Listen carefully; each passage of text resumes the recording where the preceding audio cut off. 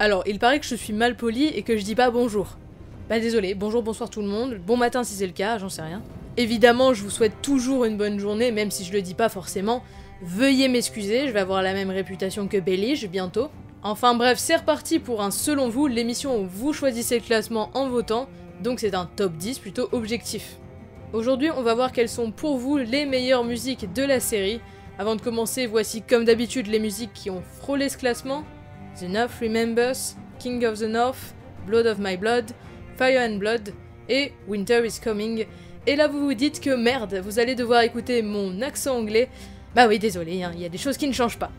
Allez, sur ce, voici les 10 meilleures musiques de la série selon vous. C'est parti.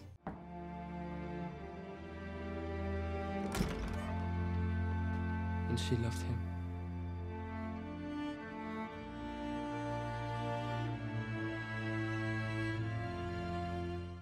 Je suis assez étonnée qu'elle arrive seulement 10ème parce que cette musique est vraiment belle. Puis avec tous les fans de Jon Snow, bon. Oui, car effectivement, cette musique est la musique que l'on entend durant le dernier épisode de la saison 7 de la série, lorsqu'on voit le mariage de Rhaegar et Lyanna, ainsi que la petite scène entre Jon et Daenerys. Donc je suis personnellement déçue et je vous conseille vivement d'aller l'écouter si vous ne la connaissez pas forcément, c'est très beau, et je suis pas fan de Daenerys et Jon, donc bon.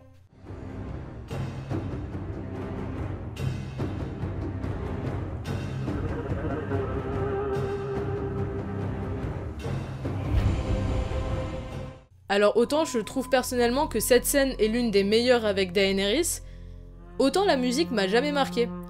Après je suis pas fan des musiques de Daenerys, je préfère 1000 fois le violon des Stark. Cependant oui, effectivement, pour la force de la scène, je comprends que vous l'ayez mis là. Elle convient parfaitement à l'ambiance du moment et lui donne toute sa force. Alors oui c'est vrai, pour ça elle est super. Ouais, j'adore quand il y a des chœurs dans les musiques, donc oui pourquoi pas.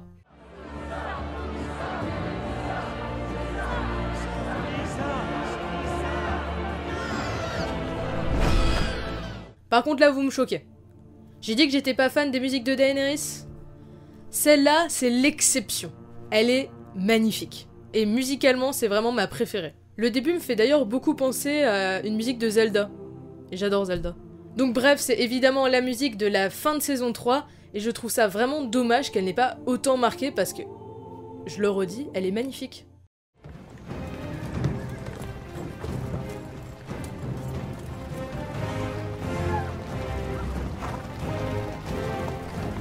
Alors oui, je donne mon avis, il est subjectif, excusez-moi, mais j'adore cette musique. Je la mets tout le temps en fond de vidéo d'ailleurs, je la trouve assez dynamique et elle me rappelle avec nostalgie la première saison. L'arrivée de Robert à Winterfell, et normalement si je mets ce moment...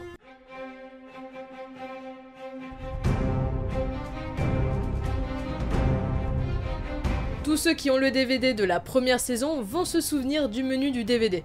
Oui d'ailleurs j'ai toujours trouvé les menus des DVD assez cool pour Game of Thrones. Je les achète limite que pour ça. Puis un jour ils ont arrêté de mettre Bellige donc j'ai arrêté d'acheter les DVD.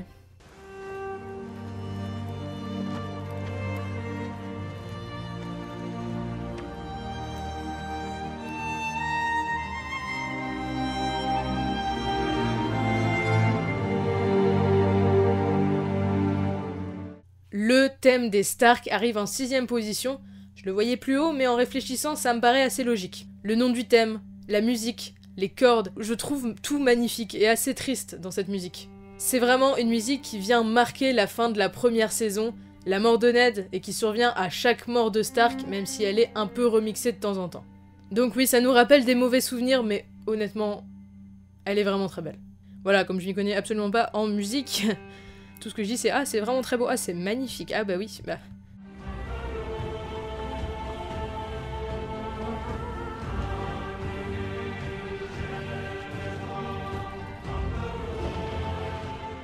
Bon, comme j'ai dit, moi, les musiques de Daenerys, ça mérite le poil. Non, quand même pas, mais je suis pas fan. Après, je comprends qu'on aime bien. Donc cette musique, c'est la musique de fin de la 6ème saison, lorsque Daenerys regarde l'horizon d'un air déterminé, alors que derrière, Varys, il se demande carrément ce qu'il fout là, et à ce moment, Daenerys, elle a un petit sourire que j'ai toujours trouvé hyper drôle, je sais pas pourquoi. Pardon. Bref, passons au suivant. Moi, je préfère Winter Has Come, de toute façon.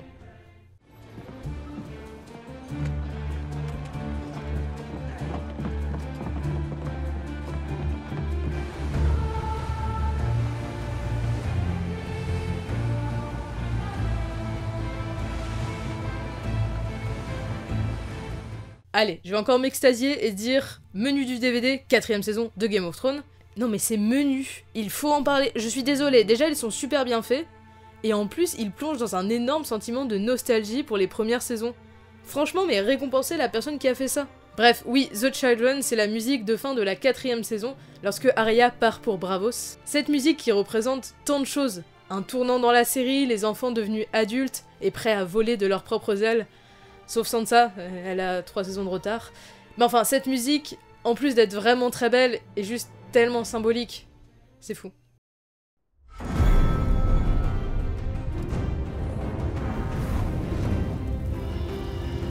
Franchement, les gens qui ont voté pour le générique, vous êtes des gens bien.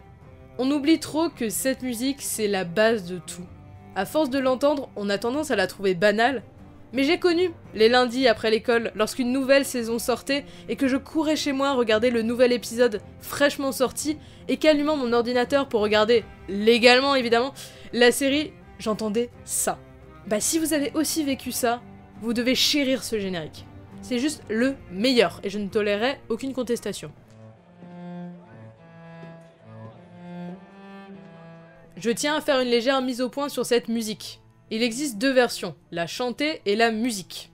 The Reign of Castamere, c'est chanté, et A Lannister Always Pays His Depth, accent anglais, c'est la musique seulement. Bref, autre qu'être une magnifique musique et chanson qui fait frissonner tout le monde, je trouve que l'histoire de cette chanson qui a un passé qui est directement ancré dans la série est hyper cool. D'ailleurs, je vous invite à voir la vidéo de mon ami Game of Theory sur cette chanson. Pour moi, c'est vraiment la meilleure chanson de la série, pour tout ce qu'elle représente et ce qu'elle est devenue chez les fans et chez les personnages de la série. It appears the Queen Mother doesn't wish to attend her own trial. Go to the Red Keep and show her the way. Mais évidemment, la musique qui a le plus marqué les esprits, c'est celle-ci. Déjà, cet épisode est vraiment marquant. Mais c'est tellement rare le piano dans Game of Thrones que ça a scotché tout le monde. La scène de la destruction du septuaire, le fond sonore qui nous fait tellement nous rendre compte que tout est déjà en place et que rien ne peut être arrêté. Bon, moi cette musique me fait beaucoup penser aux musiques de Barry Lyndon, c'est trop personnel comme commentaire, mais je sais pas, c'est Schubert. Ça parlera à certains.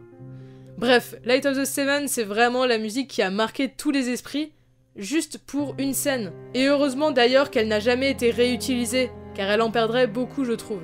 Elle est un peu unique, et tellement représentative de la saison 6. C'est beau. Voilà, ne jamais sous-estimer le pouvoir des musiques dans les films, les séries, les jeux vidéo, c'est juste tellement important. Donc un grand merci à Monsieur Djawadi pour son boulot sur Game of Thrones.